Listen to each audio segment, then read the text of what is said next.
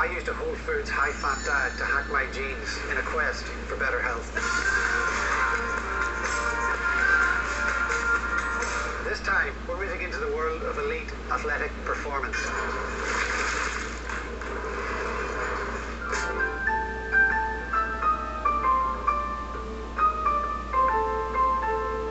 For 40 years, since the concept of carbohydrate loading was developed in Scandinavia, the research was done starting actually in the 1930s in Denmark, but the Swedes, in the 1960s and 70s, did superb research showing that you need carbs to do high-intensity performance.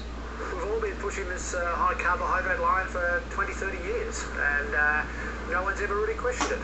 You might add the magic ingredient was you had to do the carbohydrate loading diet, and then you also had to try and do 100 miles a week. That was the magic thing, 160 k's a week, and you were then sort of into world-class training. I was eating extremely low-fat, high-carbohydrate diet for 15 plus years, and I thought that's the healthiest and the highest performance way of eating. Well, I was doing pretty well in sports, but I basically became pre-diabetic. We now understand the limitations of low-fat, fat-free diets, that they're not necessarily healthy at all. Many athletes are doing this, quote, in the closet, because they don't want to have to explain to people why they're doing something that almost all professional nutritionists tell them is wrong. And the second reason is if a competitive athlete is doing this and is getting really good results, and there are many who have, they're not about to give away their advantage to their competitors, because this is something that is giving them an edge in winning.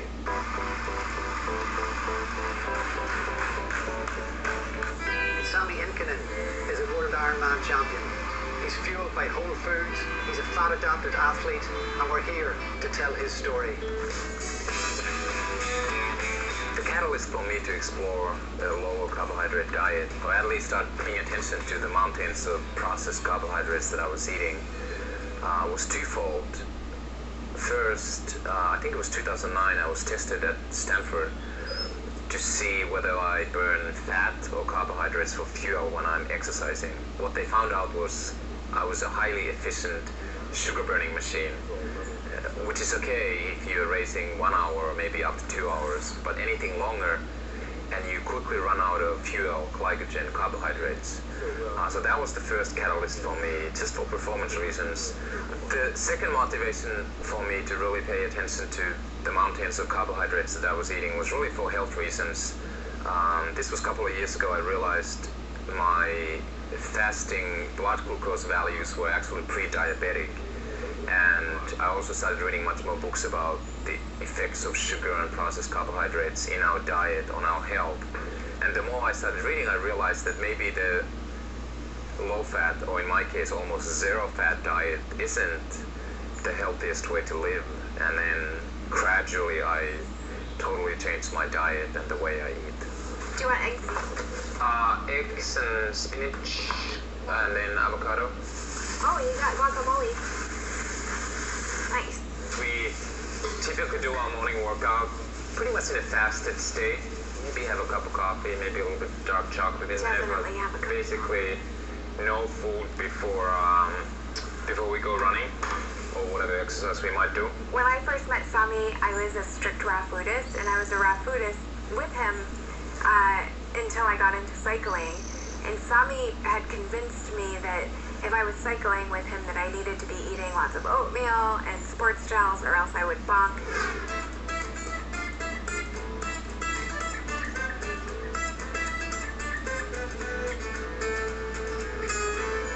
I would hear it quite often. He would be nagging me like, you need to have something to eat. You need to eat some oatmeal.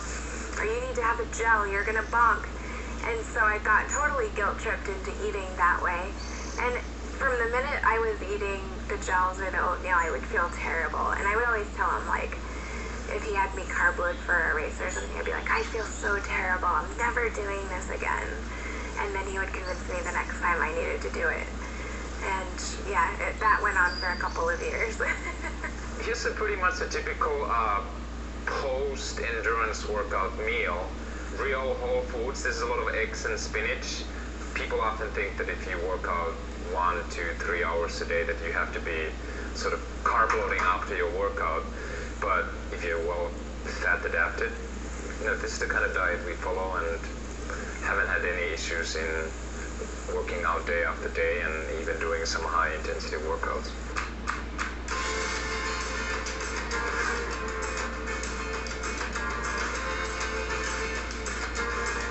Sami Inkinen adopted the principles of Steve Finney, the author of The Art and Science of Low Carbohydrate Performance and one of the most controversial voices in the world of nutrition. My peers think that I'm a heretic. They can't understand why I would persist in standing by data that is so contrary to what everybody wants to believe. I feel very sorry for Steve Finney, who's been a pioneer, who's really been ahead of his time and has not got the recognition that he deserves.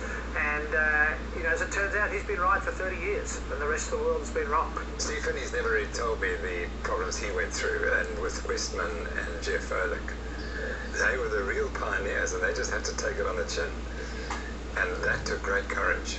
My focus on low carbohydrate diets actually happened in a backwards way. I came in through the back door, and that was because as an endurance cyclist back in the 1960s, I had learned that I had to eat a lot of carbs if I wanted to do any ride longer than an hour or two. But during my medical residency, I was having a discussion with one of my attending physicians, a guy who eventually became my mentor.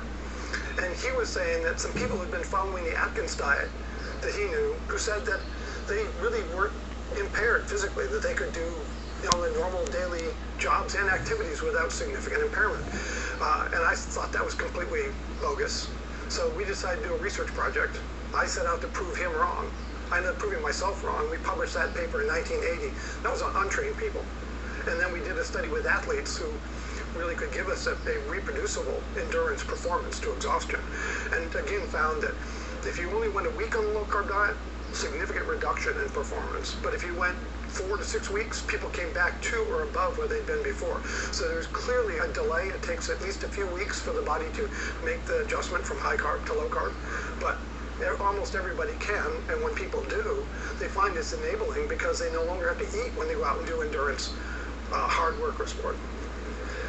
It was not what I expected to see, but it was the data, and that's what I've been following since. The title of my talk might be a little confusing because I talk about nutritional ketosis. You may not have heard that term. As you know, I've published a lot of scientific papers, but there really are no textbooks on low carb available, or had been no textbooks. They were popular books, oftentimes written by non-scientists. So what my co-author and I, Jeff Bullock and I, decided to do was to first we decided to write this book, which was written as basically a textbook for healthcare providers. Physicians, nurses, dietitians, about low carb. So when we did that, a bunch of athletes contacted us and said, we're using the low carb diet, but we need more information. And can you provide us some information on low carb diets for athletes? And we said, okay. We ended up writing this book, provides specific information about the low carb fueling strategy and how to be able to use this in not just for improving health, but also improving certain types of function. The weather continues to be mild, but a warming trend is expected by this weekend. In the stock market, the Dow closed down today with light trade. I'm on my way to see Dr. Steve Finney.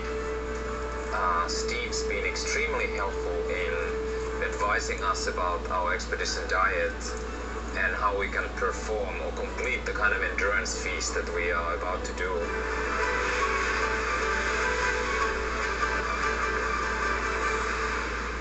Across the Pacific Ocean, 2,400 miles, unsupported from California to Hawaii. And we're doing it to raise awareness about the dangers of sugar and processed carbohydrates. So no gels, no sports drinks, no candy or candy bars. Only real whole foods, high fat, low carbohydrate, and moderate protein.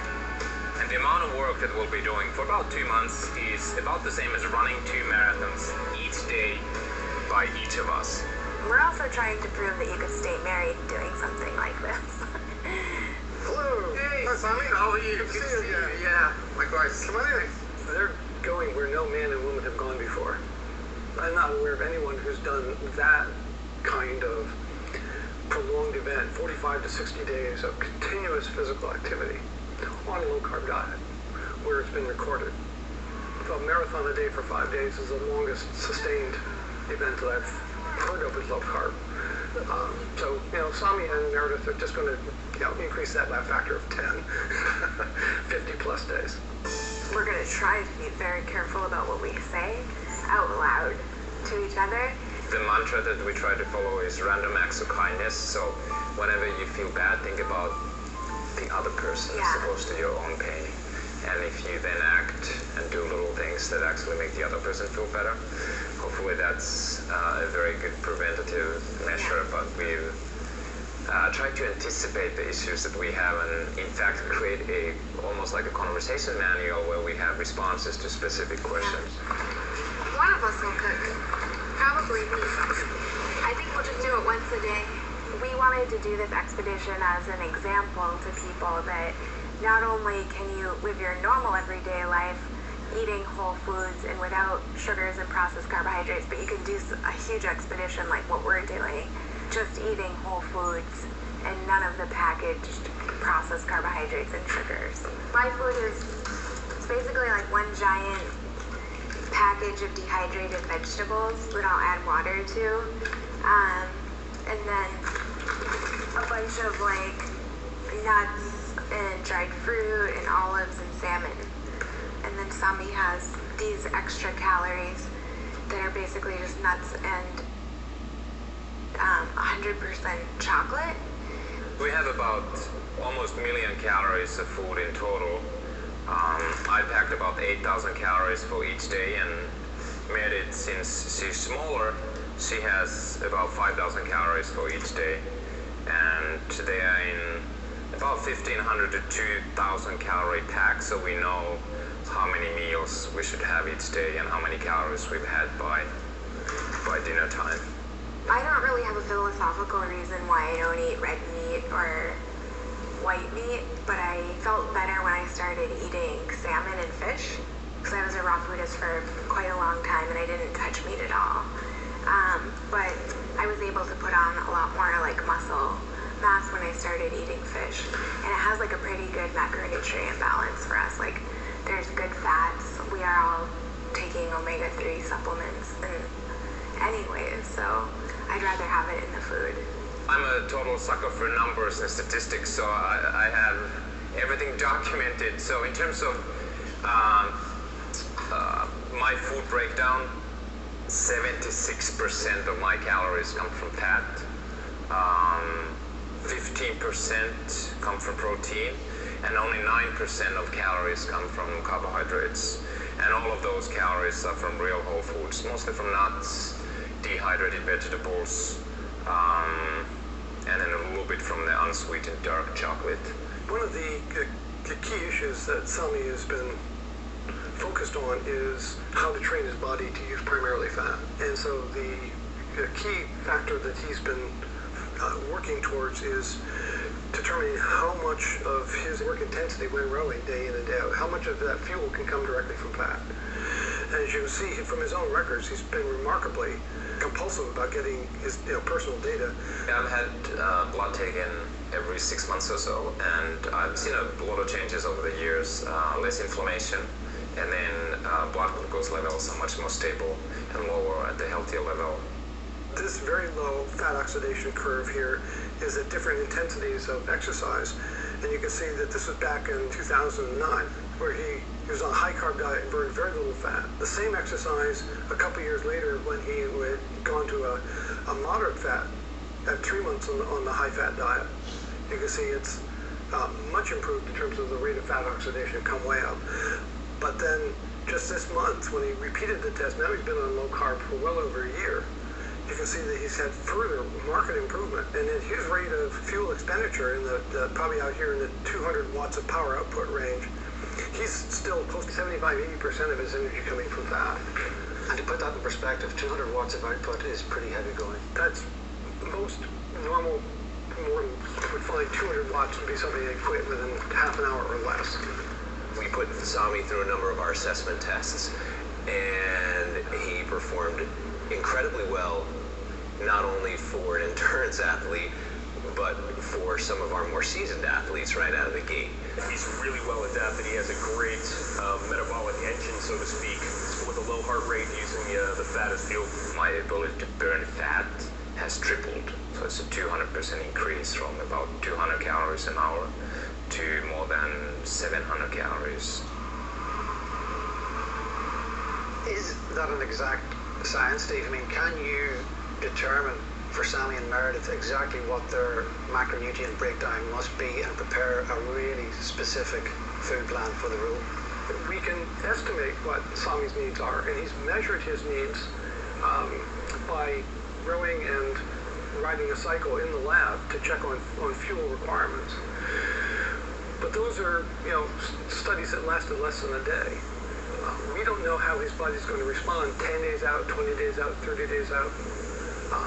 We do know that the human is remarkably capable of adapting to changes in nutrient intake, and that's why the low-carb diet works at all, is because people can switch from burning primarily sugar in their body to burning primarily fat.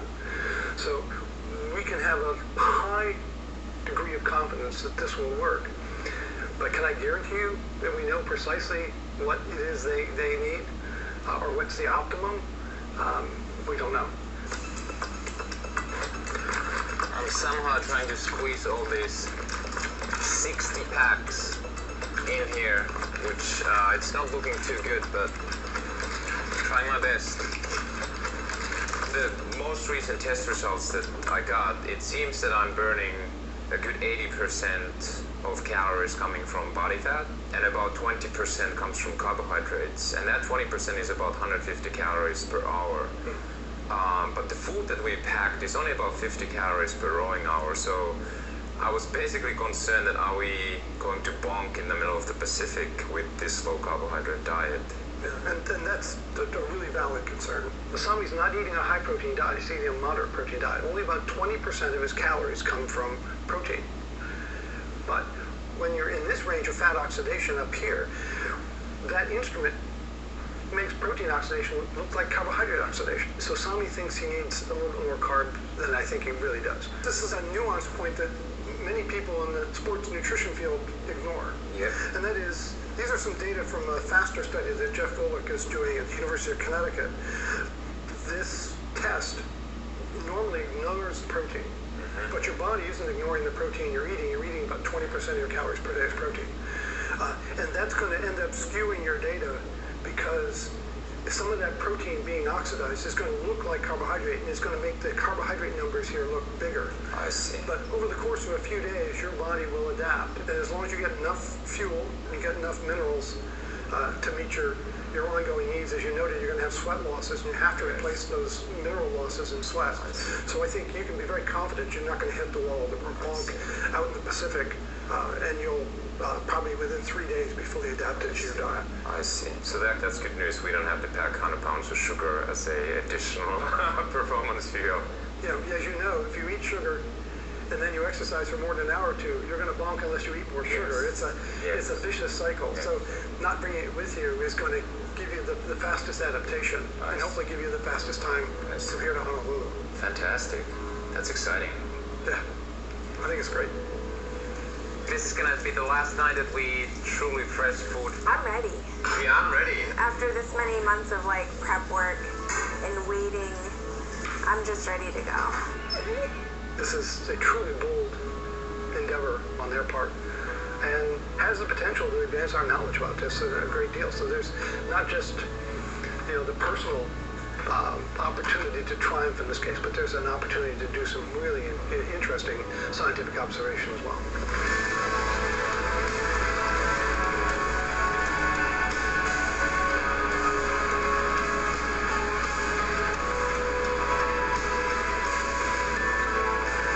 Is this the greatest keto-adapted endurance experiment that you've seen in modern times? Simple answer to that is absolutely yes.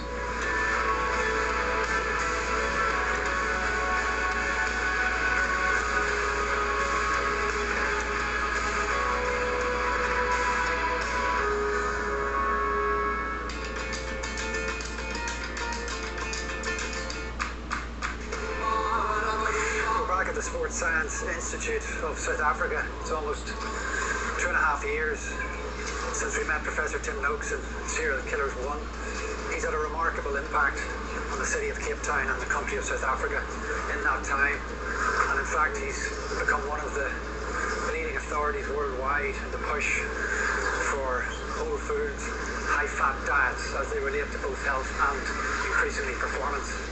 Well, my life has turned around in many ways. The big change was that we published The Real Meal Revolution in November last year, and it just went off, and it became a phenomenon by itself, and to date it's sold in excess of 130,000 copies. The other advance is we formed the Noakes Foundation, and the goal of the Noakes Foundation is to give out 2 million rand a year in perpetuity for research on low carbohydrate diets, and all the proceeds from Real Meal Revolution go to that, and we should in a period of 5 or 10 years be able to answer many of the important questions. Our science has taken off. We've done a couple of studies. We have a study coming out in Canada showing that people on this diet reduce the metabolic syndrome from 80% of the particular general practitioner's practice down to 20% in 8 months. And we finished our first study of athletes adapted to high-fat or high-carbohydrate diets.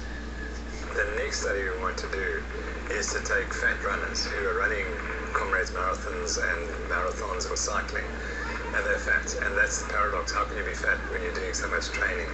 And the argument is that they'll be insulin resistant. So it's our 4th day. Mary's riding our first walk-up day, and I'm just trying to recover a little bit.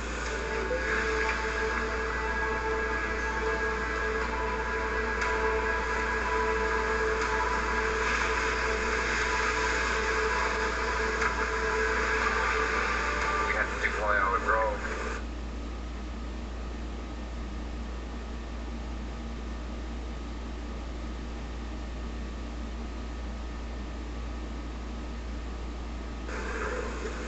Because the waves were just way too big, and we started feeling quite squared. Squared. And we couldn't really roll. Certainly not the side wind and even tailwind. Otherwise, feeling